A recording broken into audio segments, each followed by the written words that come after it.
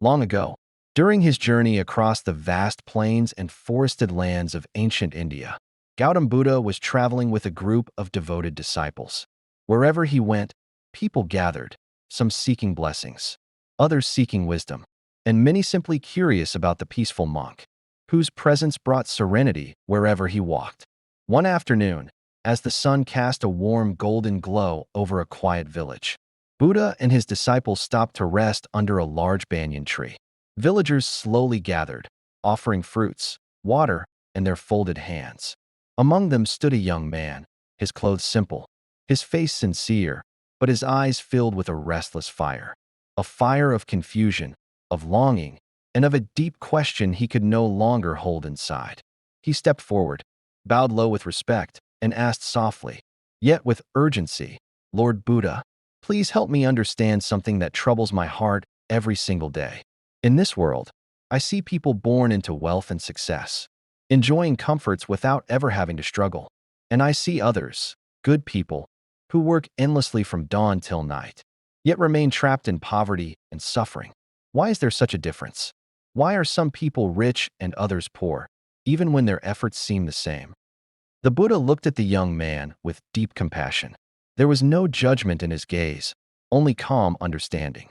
"My son," Buddha said, "what you observe is a question many have asked for lifetimes. The truth is not always visible on the surface. What we experience in this life is not just the result of this lifetime's actions. It is deeply connected to the karma of many lifetimes that came before it." The young man furrowed his brows, puzzled. "But how can something I don't remember be responsible for what I am going through now?" To answer him, Buddha gently began to share a story. Many years ago, Buddha began. In a great and prosperous kingdom, there lived a powerful king. He was known far and wide for his wealth and influence. He ruled over vast lands, with palaces filled with gold and jewels. One day, he decided to hold a grand charity festival. The streets were decorated, drums were played, and thousands of people came to receive food, coins, and gifts. But within the king's heart, there was pride. His intention was not pure. He wanted to be praised. He wanted his name to echo through the ages as the most generous king. He gave not from compassion, but from ego. Every coin he handed out came with a thought: "They will remember me. They will sing my name." In the same kingdom, far from the palace, lived a humble farmer. He owned nothing more than a small hut and a piece of land. Every day he worked in the burning sun, and at night he rested with only a simple meal. Yet, each evening, before eating, he set aside a handful of rice. And when someone hungry passed by, be it a stranger, a beggar, or even a stray animal, he offered that rice with a smile, asking nothing in return. No one sang songs about the farmer. No one knew his name, but his heart was pure. He gave silently, with love, without pride. Buddha paused and looked around. The villagers were silent, listening with rapt attention. Time passed.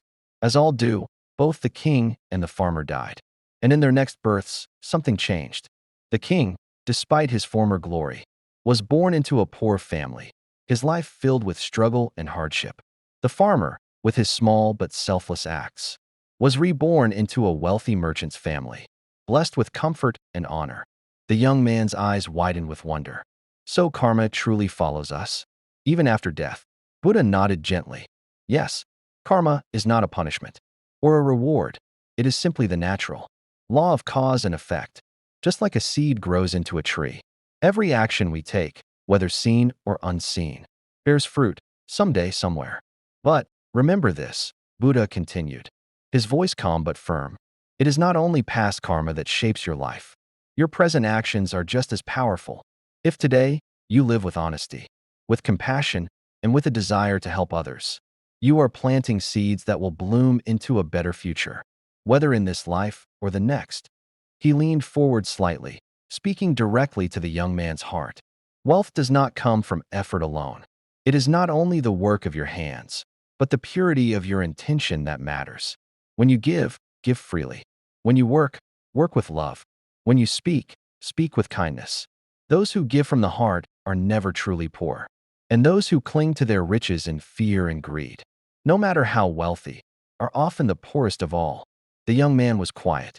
His mind raced, but his heart felt still, like a pond after a stone has sunk to the bottom. Buddha placed a gentle hand on his shoulder. What you plant today, you will harvest tomorrow, he said. Karma is like a seed. Water it with love, nourish it with patience, and protect it with truth. And in time, it will grow into peace, prosperity, and wisdom far greater than any gold. The young man bowed deeply.